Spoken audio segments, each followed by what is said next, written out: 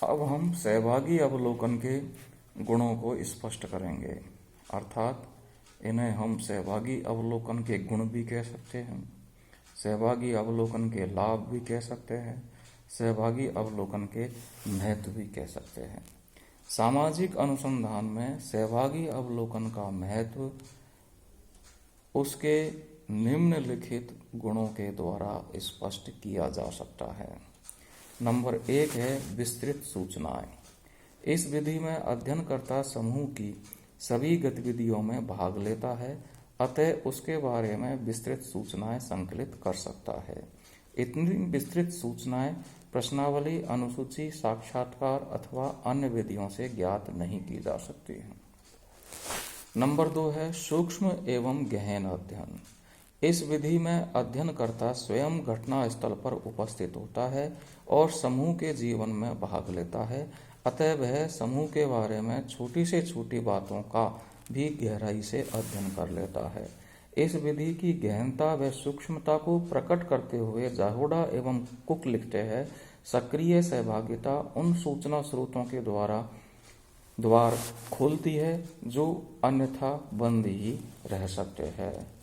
Number 3 है प्रत्यक्ष अध्ययन। इस विधि में अवलोकनकर्ता सामाजिक व्यवहारों का प्रत्यक्ष रूप से अध्ययन करता है, अतः उसकी जानकारी अधिक सही एवं वैज्ञानिक होती है। नंबर 4 है वास्तविक व्यवहार का अध्ययन। चूंकि सहभागी अवलोकनकर्ता को समूह के सदस्यों द्वारा भी अपना लिया जाता है, अतः वह उसके सामने कृत्रिम व्यवहार नहीं करते, जैसा कि अनजान लोगों के समक्ष किया जाता है।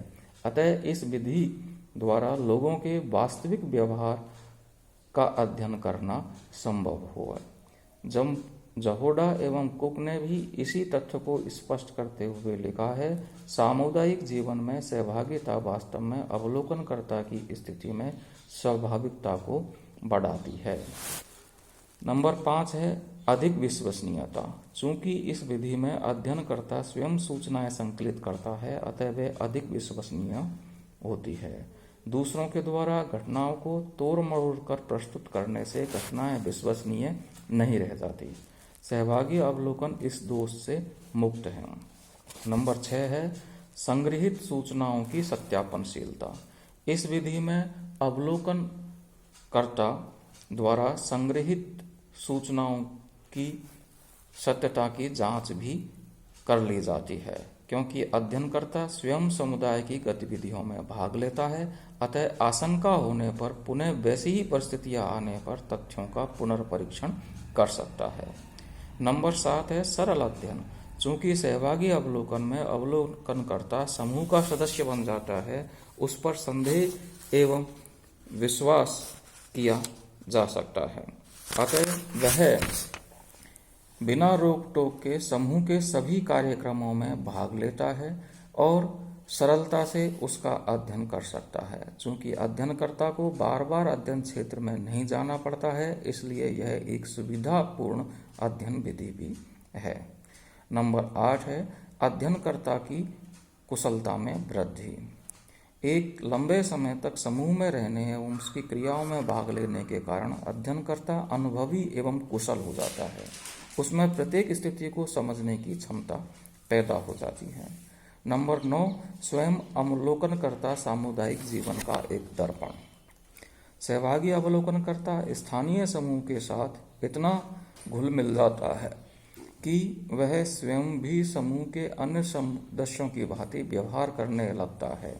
उसका व्यवहार अवलोकित किए गए समूह का प्रतिनिधित्व करता है, अतः उसके व्यवहार से ही समूह के बारे में कई सूचनाएं प्रकट हो जाती है।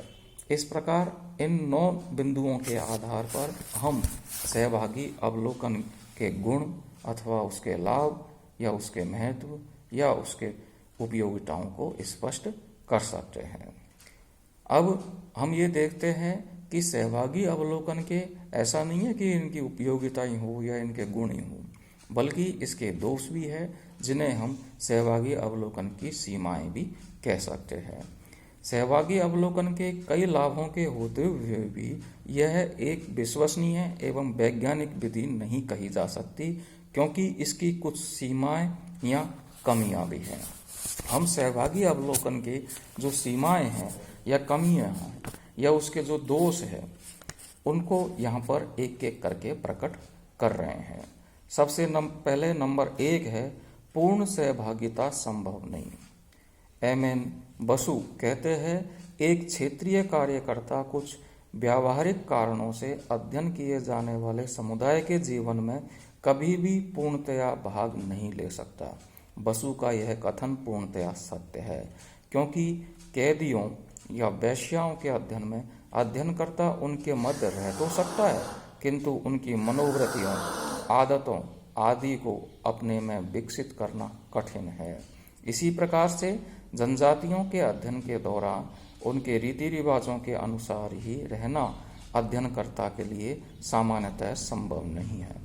इन कठिनाइयों के कारण ही रेडिन और हर्स्कोविट्स जैसे अमेरिकन समाज वैज्ञानिक इस प्रवृत्ति को अव्यावहारिक मानते हैं। लुंडबर्ग का मत है कि संस्तरण वाले समुदाय में भी यह विधि उपयोगी नहीं है। उदाहरण के लिए एक व्यक्ति हरिजन बस्ती में रहकर उसका सहभागी अवलोकन करता है, किंतु यदि वही व्यक्ति ब्राह्मण बस्ती में जाकर भी अध्ययन करना चाहे तो लोग उसे अपनाने एवं सूचना देने से मना कर सकते हैं। नंबर 2 है वैश्विकता का अभाव, लैक ऑफ ऑब्जेक्टिविटी, अर्थात वस्तुनिष्ठता का अभाव। पक्षपात होने की संभावना रहती है इस विधि के अंतर्गत। अध्ययन किए जाने वाले समूह में निवास करने के कारण अध्ययनकर्ता में समूह के प्रति वफादारी, आत्मीयता, सहयोग एवं लगाव की भावना उत्पन्न हो जाती है। अतः वह निष्पक्षतापूर्वक तथ्यों का संकलन नहीं कर पाता। एक तटस्थ अवलोकनकर्ता के स्थान पर वह अपने को एक वर्ग का सदस्य मानने लगता है। उसका वैज्ञानिक दृष्टिकोण समाप्त हो जाता है और वह घटनाओं को अतिरंजित रूप से देखने लगता है। गुडे एवं हार्ट ने अपनी पुस्तक मेथड्स इन सोशल रिसर्च में लिखा है, जितना अधिक वह भावात्मक रूप से सहभागी बनता है उतनी ही उसकी वैश्विकता, जो उसकी एकमात्र विशाल संपत्ति है, नष्ट हो जाती है।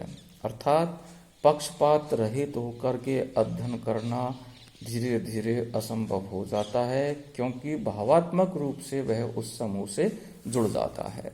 नंबर 3 है समूह के व्यवहार में परिवर्तन। कई बार अध्ययनकर्ता समूह में महत्वपूर्ण पद प्राप्त कर लेता है और वह स्वयं ही समूह के लोगों के व्यवहारों को प्रभावित एवं परिवर्तित करने लगता है, तो उससे भी वह स्वाभाविक अध्ययन नहीं कर पाएगा, क्योंकि इस प्रकार से उसके अध्ययन करने से समूह के व्यवहार में भी परिवर्तन उत्पन्न हो जाता है। नंबर 4 है अत्यधिक खर्चीली प्रणाली। सहभागी अवलोकन विधि अत्यधिक खर्चीली है, क्योंकि इस विधि द्वारा अध्ययन करने में बहुत समय लगता है। प्रश्नावली एवं अनुसूची आदि विषयों की तुलना में इस विधि द्वारा अध्ययन करने में खर्च भी अधिक होता है। नंबर 5 है सीमित क्षेत्र में अध्ययन। सहभागी अवलोकन की एक कमी यह है कि इसके द्वारा एक सीमित क्षेत्र का अध्ययन ही संभव है, क्योंकि इसमें समय और धन अधिक लगता है तथा सभी लोगों से संपर्क स्थापित कर सूचनाएं संकलित करना भी कठिन रहता है। इस प्रकार इस विधि द्वारा क्षेत्र का अध्ययन नहीं किया जा सकता। नंबर 6 है धीमा अध्ययन, स्लो स्टडी। चूंकि सहभागी अवलोकन के में लोगों से घनिष्ठ संपर्क स्थापित करना पड़ता है, उसमें अधिक समय लगता है, इसलिए इस पद्धति द्वारा अध्ययन धीमी गति से होता है। नंबर 7 है साधारण तथ्य छूट जाना, इग्नोरिंग ऑर्डिनरी मैटर्स। सहभागी अवलोकनकर्ता लंबे समय तक एक समूह में रहता है, अतः वह कई घटनाओं को साधारण घटना समझकर छोड़ देता है। नंबर 8 है आलेखन की समस्या।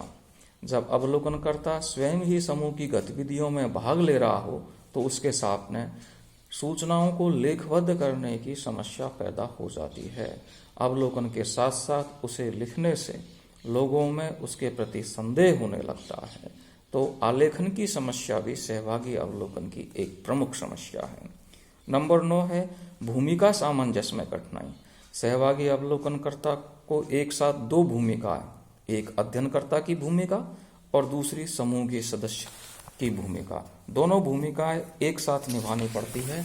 इसलिए भूमिका सामंजस्य करने में सहभागी अवलोकनकर्ता को बहुत अधिक कठिनाइयों का सामना करना पड़ता है। तो इस प्रकार से हम सहभागी अवलोकन के गुण एवं सहभागी अवलोकन के दोष दोनों को ही प्रकट कर सकते हैं। बहुत बहुत धन्यवाद।